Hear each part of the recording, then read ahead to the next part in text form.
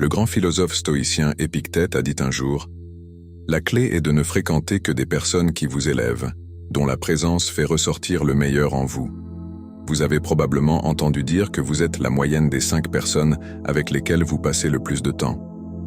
Aujourd'hui, nous allons explorer cette idée à travers un prisme stoïcien. Nous discuterons des 7 types de personnes qui peuvent dérailler votre progression dans la philosophie stoïque et comment naviguer dans ces relations difficiles. Avant de commencer, j'apprécierais si vous aimiez la vidéo pour m'aider à continuer à diffuser la philosophie stoïque. Si vous n'êtes pas abonné, je vous recommande de vous abonner et d'activer la cloche pour ne manquer aucune autre vidéo. Enfin, donnez-vous la peine de plonger encore plus profondément dans le voyage stoïcien avec différents ouvrages disponibles dans la description de cette vidéo. Type de personne à éviter numéro 1, le râleur. Nous avons tous cet ami, ce membre de la famille ou ce collègue qui semble trouver à redire sur tout, que ce soit le temps, leur travail, ou même la nourriture dans un restaurant populaire. Ils ne manquent jamais une occasion d'exprimer leur mécontentement. Vous pourriez vous demander pourquoi cela devrait vous concerner. Je peux simplement les ignorer, n'est-ce pas? Eh bien, c'est plus facile à dire qu'à faire. Une exposition constante à une telle négativité a un effet drainant sur votre bien-être mental. C'est comme un robinet qui fuit, épuisant lentement votre réservoir d'énergie émotionnelle. Le stoïcisme nous enseigne à nous concentrer sur des solutions réalisables au lieu de nous attarder sur les problèmes. Par exemple, imaginez que vous collaborez sur un projet avec quelqu'un qui est un râleur perpétuel. Chaque réunion se transforme en une session épuisante de plaintes sans aucun dialogue constructif. L'impact, le moral de l'équipe décline, vous êtes détourné de la recherche de solutions réalisables et vous vous retrouverez probablement de plus en plus désenchanté par le projet et peut-être même par la vie en général. Alors, comment le stoïcisme nous aide-t-il à gérer un râleur? Il y a plusieurs stratégies que vous pouvez employer. Premièrement, limitez votre exposition à cette personne autant que vous le pouvez. Si ce n'est pas possible, peut-être parce qu'il s'agit d'un membre de la famille ou d'un collègue, alors votre deuxième option est de vous distancer mentalement pendant leur diatribe. Pensez à leurs plaintes comme à une tempête passagère, bruyante et perturbante, mais finalement temporaire et impuissante contre la montagne immuable qu'est votre tranquillité intérieure. Votre troisième option est d'orienter la conversation vers des solutions ou de changer de sujet pour quelque chose de plus constructif. Pour citer Marc Aurèle, « Vous avez le pouvoir sur votre esprit, pas sur les événements extérieurs. Réalisez cela et vous trouverez la force. » Cette sagesse stoïque intemporelle nous encourage à protéger diligemment notre paix mentale en veillant à ce que la négativité des râleurs chroniques ne nous écarte pas de notre chemin stoïque de résilience et de vertu. Type de personne à éviter numéro 2, l'aimant à drame. Imaginez que vous naviguez dans votre vie comme si c'était un navire traversant des eaux calmes. Mais ensuite, vous rencontrez le tourbillon connu sous le nom d'aimant à drame. Cette personne semble avoir une série ininterrompue de crises, de conflits ou de controverses. Et comme un tourbillon, elle a une capacité déstabilisante à vous aspirer dans son vortex de chaos. Vous pourriez initialement vous trouver attiré par l'énergie de l'aimant à drame, la confondant avec de la passion ou de l'excitation. Cependant, vous réaliserez bientôt qu'être dans leur sphère est comme naviguer un navire à travers une tempête, épuisant et dangereux.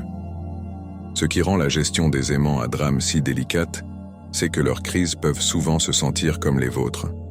Leur chaos est contagieux, vous pourriez même vous retrouver impliqué dans des conflits dans lesquels vous n'aviez initialement aucune part. Prenons un exemple pratique. Vous avez un ami qui a des ruptures fréquentes avec d'autres dans votre cercle social. Aujourd'hui, il ne parle plus à Sarah, demain c'est Tom. Votre ami vient vous demander conseil, mais vous remarquez que ce cycle ne finit jamais et soudain, vous vous retrouvez également en désaccord avec Sarah ou Tom parce que vous avez essayé d'intervenir. Dans ce cas, vous pourriez employer une stratégie appelée « écoute réfléchie ». Au lieu de donner des conseils ou de prendre parti, reflétez leurs mots. Par exemple, s'ils disent « Je ne peux pas croire que Sarah ait dit ça sur moi », vous pourriez répondre « Donc, vous vous sentez trahi par les paroles de Sarah ». Cette technique vous permet de fournir un soutien émotionnel sans vous empêtrer dans le drame. Une autre approche, et qui peut sembler contre-intuitive, est de devenir sélectivement indisponible. Le stoïcisme nous rappelle de valoriser notre temps et parfois, cela signifie être indisponible pour les crises des autres, surtout si elles sont récurrentes, sans résolution. Éteignez votre téléphone pendant certaines heures. Créez des périodes de concentration où vous vous concentrez uniquement sur votre travail ou votre développement personnel et faites savoir que pendant ces moments, vous ne souhaitez pas être dérangé. Pour paraphraser Sénèque, le vrai bonheur est de jouir du présent sans dépendance anxieuse de l'avenir. Cela peut être particulièrement utile lorsqu'on a affaire à des aimants à drame.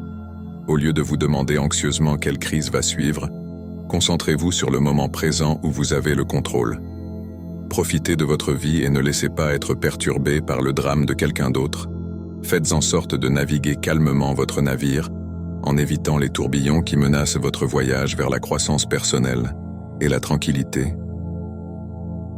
Type de personne à éviter numéro 3, le détracteur.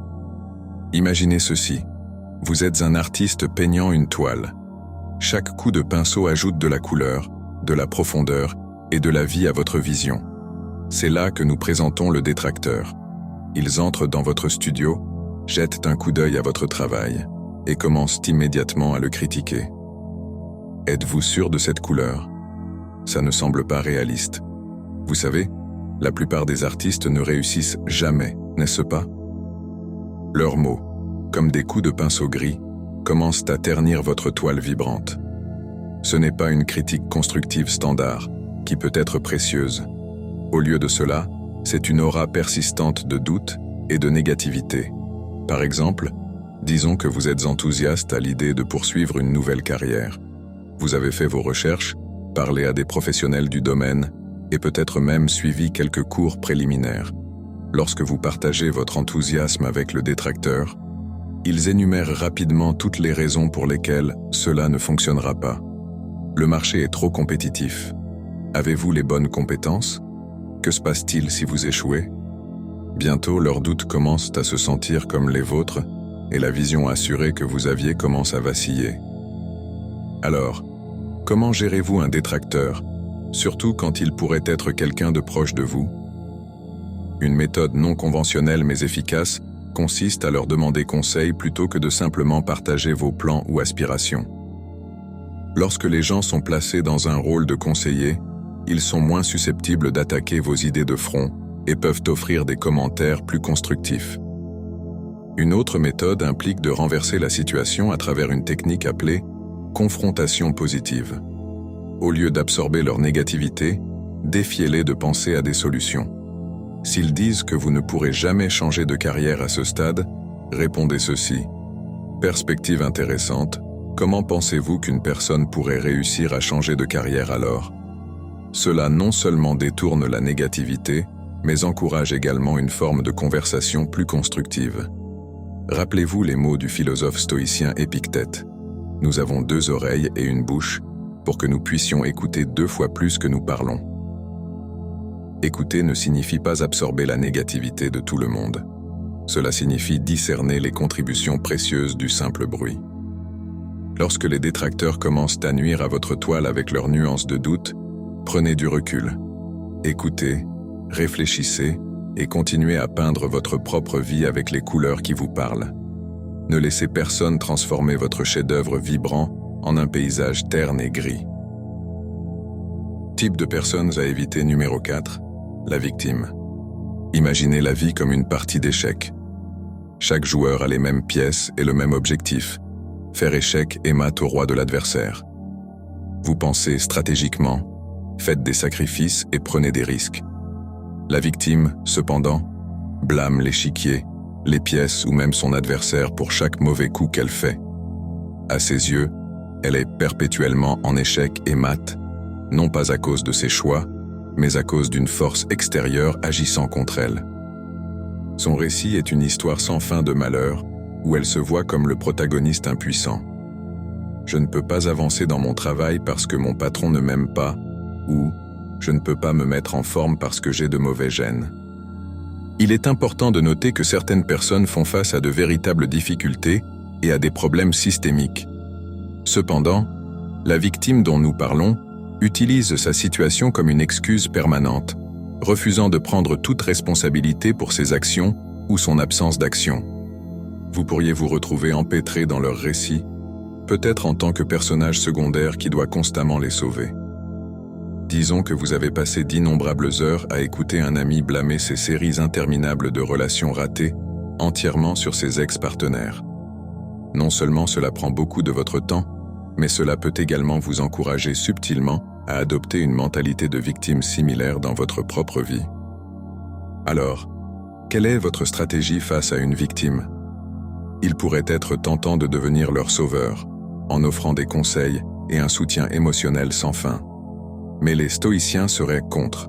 Ils recommandent de tracer une limite ferme pour protéger votre propre état mental. Vous pourriez utiliser une technique appelée détachement compatissant. Montrez de l'empathie et de la gentillesse, mais ne tentez pas de les sauver de situations qu'ils doivent naviguer eux-mêmes. Offrez une oreille attentive, mais abstenez-vous de devenir leur résolveur de problèmes perpétuels. Marc Aurèle a dit un jour: « La meilleure vengeance est de ne pas être comme celui qui a commis l'injustice. » Si vous vous retrouvez aspiré dans le récit de la victime, résistez à l'envie de devenir une victime vous-même. Prenez le contrôle de votre propre échiquier, faites vos mouvements et souvenez-vous que dans le jeu d'échecs de la vie, être perpétuellement en échec et mat est souvent un choix, pas un destin. Gardez vos pièces en mouvement, faites des sacrifices stratégiques lorsque nécessaire, et jouez non pas pour la vengeance ou la pitié, mais pour la croissance et la sagesse. Type de personnes à éviter numéro 5, le positif toxique. Vous connaissez cette personne. Elle déborde toujours de soleil, d'arc-en-ciel et de flots incessants d'émojis. Ce sont ceux qui vous disent de « juste être heureux » lorsque vous traversez une période difficile, rejetant vos sentiments et expériences avec un geste désinvolte de positivité scintillante. Imaginez votre vie comme un jardin. Il y a des fleurs, mais il y a aussi des mauvaises herbes et des parasites. Un positif toxique, cependant, insiste pour ignorer tout ce qui n'est pas une rose épanouie. Des pucerons sur vos feuilles? Concentrez-vous juste sur les fleurs. N'apportez pas de négativité dans votre jardin, dirait-il. Bien que cela semble édifiant, leur approche peut vous faire sentir invalidé et déconnecté de la réalité. Supposons que vous traversiez une rupture difficile. Vous êtes triste, confus et cherchez un certain équilibre émotionnel. Le conseil du positif toxique? Il y a plein d'autres poissons dans la mer, souriez simplement et soyez heureux. Ce genre de positivité excessive néglige les complexités de l'émotion humaine et les réalités des défis de la vie. Comment cultiver votre jardin sans laisser le positif toxique le piétiner avec leur dispersion indistincte de bonnes vibrations seulement? Une stratégie consiste à les engager dans une discussion qui embrasse à la fois la lumière et l'ombre. S'ils disent « Regardez le bon côté, au moins vous avez votre santé », vous pourriez répondre « Oui, je suis reconnaissant pour ma santé, mais il est aussi normal pour moi de me sentir bouleversé par cette question spécifique. Les deux peuvent coexister. » Vous pouvez également utiliser ce que les psychologues appellent la granularité émotionnelle, la capacité à ressentir et à différencier une large gamme d'émotions, à la fois positives et négatives. Lorsque le positif toxique vous pousse à juste être heureux, prenez un moment pour reconnaître et étiqueter vos sentiments nuancés. Je me sens un peu mélancolique aujourd'hui à cause de X, et c'est normal, peut-être une affirmation libératrice. Pour faire référence à la pensée stoïque, Sénèque a dit « Le vrai bonheur est de comprendre nos devoirs envers Dieu et les hommes, de jouir du présent sans dépendance anxieuse envers l'avenir. Remarquez l'équilibre. Comprendre les devoirs, qui ne sont pas toujours agréables, et profiter du présent. » Une approche stoïque ne consiste pas à se concentrer uniquement sur le positif ou le négatif, mais à embrasser la complexité de la vie avec équanimité. Ainsi, la prochaine fois que le positif toxique saupoudre ses confettis sur votre jardin soigneusement entretenu, prenez du recul. Rappelez-vous qu'un jardin a besoin à la fois de soleil et de pluie pour s'épanouir. Embrassez votre spectre émotionnel complet, et continuez à nourrir votre jardin avec la richesse et la complexité qu'il mérite. Type de personnes à éviter numéro 6, le manipulateur. Imaginez votre vie comme un scénario de film. Vous êtes le personnage principal et vous avez une idée de comment votre histoire devrait se dérouler, où sont les rebondissements, qui sont vos alliés et mentors, et à quoi ressemble votre acte final. Faites entrer le manipulateur, le producteur ombragé qui réécrit subtilement votre scénario, sans que vous vous en rendiez compte, jusqu'au jour où vous découvrez que votre histoire a dévié de son cours. Le manipulateur est habile dans l'art de la manœuvre émotionnelle ou psychologique. Ils peuvent utiliser la flatterie, les culpabilisations ou même la tromperie pour vous orienter dans une direction qui les avantage.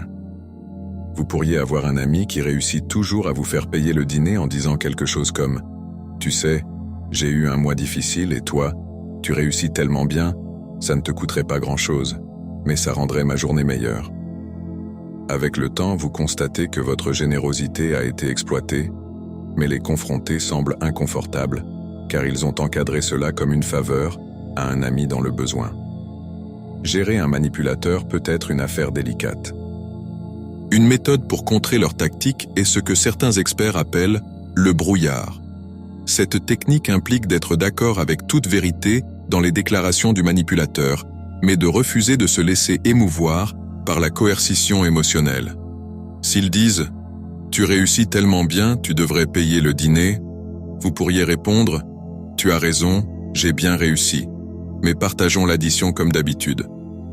Une autre approche consiste à établir des limites claires et à les faire respecter. Si le manipulateur veut que vous leur prêtiez de l'argent ou que vous vous engagiez dans des tâches qui vous mettent mal à l'aise, apprenez à dire non de manière assertive. Gardez votre ton calme et vos mots clairs. Je ne peux pas prêter d'argent, mais je suis là pour offrir un soutien émotionnel. Établis une limite tout en maintenant l'amitié.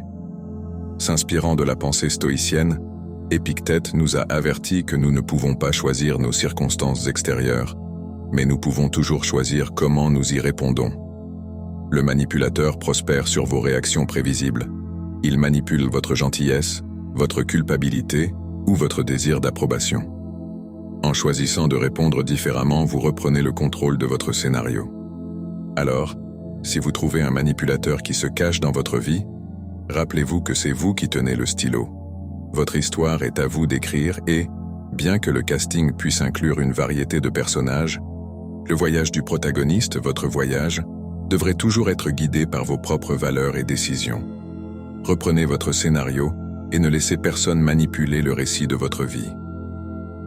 Type de personnes à éviter numéro 7, le vampire du temps. Imaginez votre routine quotidienne comme une symphonie soigneusement composée. Chaque instrument représente une tâche ou un engagement, et lorsqu'ils sont joués ensemble, ils créent un équilibre harmonieux. Mais ensuite, le vampire du temps se joint à vous, criant hors de ton, noyant votre mélodie et transformant votre belle composition en un bruit discordant. Le vampire du temps n'est pas nécessairement malveillant. En fait, il peut sembler tout à fait bénin. Il pourrait s'agir d'un collègue qui vous interrompt constamment avec des questions triviales, transformant votre journée de travail productive en une série de moments fragmentés. Ou cela pourrait être un ami qui vous invite à d'innombrables événements sociaux qui ne vous intéressent pas, vous faisant vous sentir obligé d'y assister et épuisant votre temps et votre énergie. Ces interactions peuvent sembler insignifiantes sur le moment, mais leur effet cumulatif peut être profondément perturbateur. Alors, comment protéger votre symphonie d'être ruinée par un vampire du temps? Une stratégie efficace est la technique du Pomodoro, une méthode de gestion du temps qui implique de diviser votre travail en intervalles, traditionnellement de 25 minutes, séparés par de courtes pauses. Pendant ces intervalles, vous rendez clair que vous ne souhaitez pas être dérangé. Cela établit une limite qui protège vos moments les plus productifs d'être grignotés. Si vous vous trouvez face à un vampire du temps social, rappelez-vous que dire non n'est pas seulement acceptable, c'est essentiel pour votre bien-être. Au lieu d'offrir des excuses élaborées, un simple « j'apprécie l'invitation, mais je ne peux pas y assister » suffit. Refuser une invitation n'est pas un rejet de la personne, c'est une affirmation de vos propres besoins et priorités. Dans les mots de Sénèque, la vie, si bien vécue, est assez longue. Le stoïcisme nous enseigne que le temps est l'une de nos ressources les plus précieuses, une ressource qui doit être allouée judicieusement. C'est la toile sur laquelle nous peignons le portrait de nos vies, et nous devrions être très sélectifs quant à qui et à quoi mérite un coup de pinceau. Dans la grande composition de votre vie, assurez-vous que chaque note, chaque instrument, chaque mélodie s'aligne avec votre objectif supérieur. Ne laissez pas l'intrusion cacophonique d'un vampire du temps jeter votre symphonie dans le désarroi. Tenez fermement la baguette et dirigez votre vie avec un but, en veillant à ce que chaque moment soit une note bien jouée dans votre chef-d'œuvre harmonieux. Alors que nous atteignons la fin de notre exploration des personnages qui peuvent dérailler notre chemin vers la résilience et la sagesse stoïcienne, n'oublions pas que la conscience de soi est la clé. Il est facile de reconnaître ces types chez les autres, mais la tâche plus difficile et éclairante est de se regarder soi-même. Êtes-vous peut-être involontairement en train de jouer l'un de ces rôles dans la vie de quelqu'un d'autre? Rappelez-vous, le stoïcisme ne consiste pas seulement à naviguer dans le monde, il s'agit également de se comprendre et de s'améliorer. Si la discussion d'aujourd'hui a suscité une prise de conscience, une épiphanie ou même juste un peu d'introspection, j'aimerais avoir de vos nouvelles dans la section des commentaires. Écrivez vos pensées, partagez vos expériences et engageons-nous dans un dialogue qui nous enrichit tous. Je tiens à vous rappeler que, si vous souhaitez plonger encore plus profondément dans le voyage stoïcien, je vous ai sélectionné quelques ouvrages qui vous seront utiles. Vous les trouverez ci-dessous dans la description de cette vidéo.